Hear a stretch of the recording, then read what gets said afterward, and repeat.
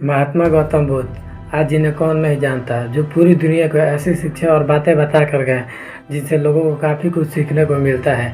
आज हम महात्मा गौतम बुद्ध के लाइफ से जुड़ी कुछ ऐसे ही रोचक स्टोरी को बताएंगे जिनसे आपको बहुत कुछ सीखने को मिल सकती है।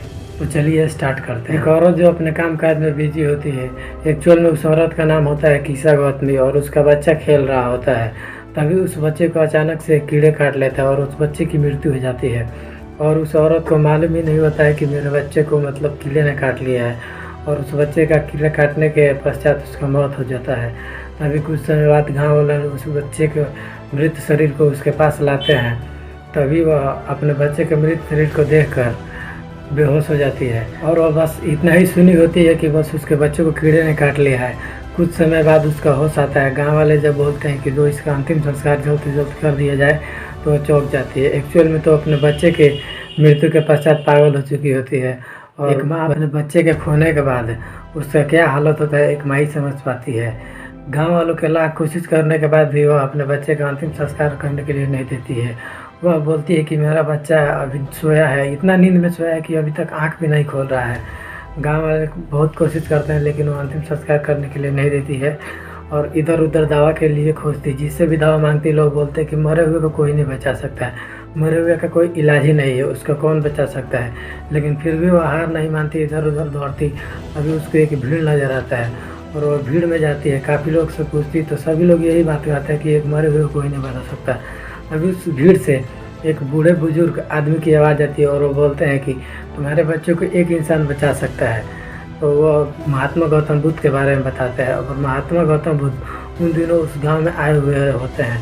तभी वह माँ अपने बच्चे के मृत शरीर को लेकर महात्मा गौतम बुद्ध के शरण में भागती दौड़ी जाती है और वह बोलती है कि आप तो वैद्यों के वैद्य हैं, आप ही मेरे बच्चे का जान बचा सकते हैं, मुझे पूरा विश्वास है। तभी महात्मा गौतम बुद्ध बोलते हैं कि तब तुम्हारा विश्वास व्यर्थ नहीं जाएगा, लेकिन इसकी जान बचाने के लिए औषधि तुम्हें ही व्यवस्था करना होगा।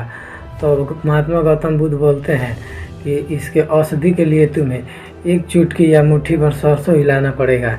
तो वह इतने बात सुनते ही उठ कर सरसों लाने जाती है। तभी महात्मा गौतम बुद्ध बोलते हैं कि मेरे बात अभी पूरे नहीं हुए हैं, तुम्हें सरसों लाना ही है, लेकिन तुमको सरसों उस घर से लाना है जिस घर में कभी मृत्यु के पैर ना पड़े हों। और वह सरसों लाने चल जाती है। उन दिनों सरसों के ढेर पड़े थे, किसी के घर में भी सरसों मिल जाता। और वह जैसे ही पहले घर पे जाती है तो उनसे सरसों मांगती है तो सरसों तो दे देते हैं।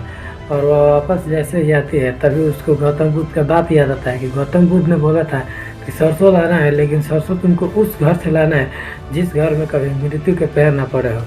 तभी वह उन लोगों से पूछती कि क्या इस घर में कभी कोई मारा तो नहीं है। तभी वो लोग गुस्सा होकर उसको भगा देते हैं क्योंकि किसी न किसी घर में कभी ना कभी तो कोई मारा ही है। ऐसे ही वह सभी घर में जाती है, सभी घर में गांव में पूरे घूम लेती है, लेकिन कोई भी ऐसा घर नहीं होता है जिसके घर में कभी कोई मारा ना हो। तभी वह लौटती हुई खाली हाथ आती है। तभी उसको समझ में आ जाता है कि गौतम बुद्ध ने क्यों कहा था कि तुमको सरसों लाना है, लेकिन उस घर से जिस घर में कभी मृत्यु के पैर ना पड़े हो।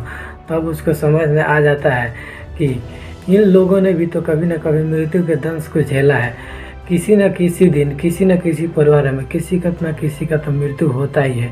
यह दुनिया का चक्र ही ऐसा है।